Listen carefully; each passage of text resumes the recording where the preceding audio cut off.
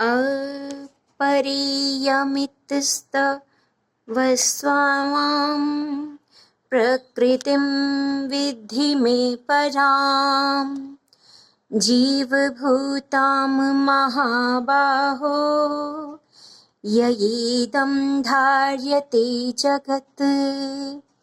हे पार्थ, हे महाबाहु, यह अपरा प्रकृति है। इससे भिन्न मेरी जीव रूपी परा प्रकृति को जानो, जिससे यह जगत धारण किया जाता है। हे पार्थ, अष्टधा प्रकृति अपरा जड़ रूपी है। उसे बताने के पश्चात उससे भिन्न अपनी परा प्रकृति को भगवान स्वयं अपने मुखारविंद से बताते हैं।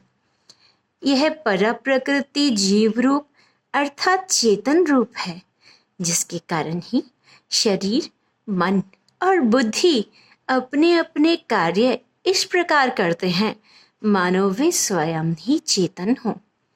इस चेतन के होने के कारण ही समस्त उपाधियां समस्त प्रकार से अपना व्यापार अर्थात अपना कार्य कर पाती हैं, अन्यथा नहीं।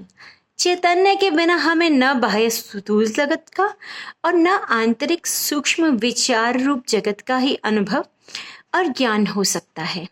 वही तो जगत को धारण किए हुए है।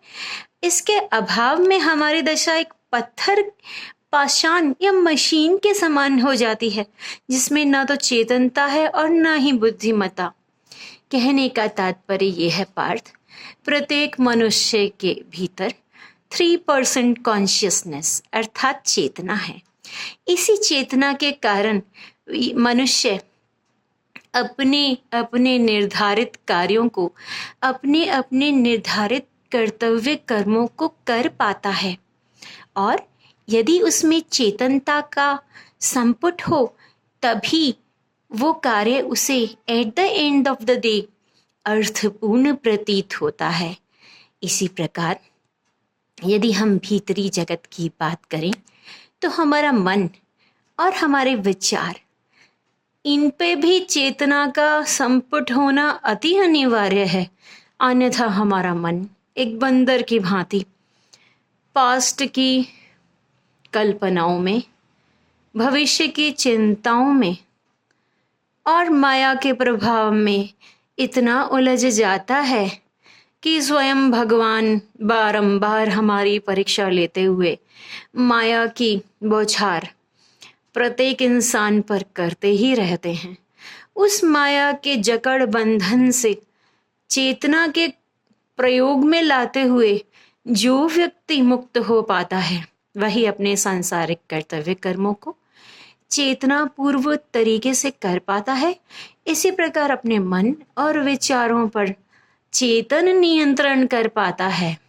और कहना न होगा कि विवेकानंद भी तो वही बन पाता है जो अपने भीतरी जगत पर भी उतनी ही चेतना के साथ कार्य कर पाए कि उसका मन एक वानर की भांति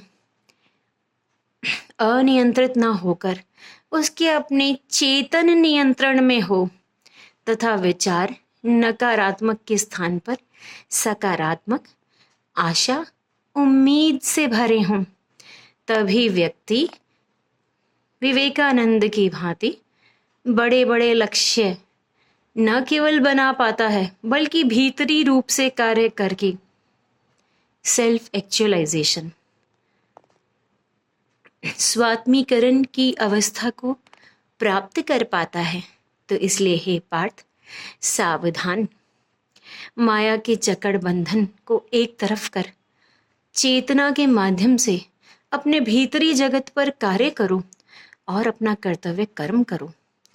युद्ध बाह्य लोगों से नहीं, अपनी लोअर लेवल की इमोशन से करो। काम, क्रोध, लोभ, मोह, ईर्ष्या, द्वेष, तुलना, यही तो हैं लोअर लेवल की इमोशंस जो इंसान को चेतना होते हुए भी नीचे धकेलती हैं। तो इसलिए हे पार्थ, युद्ध करो, अपनी लोअर लेवल की इमोशंस पर काबू पाओ।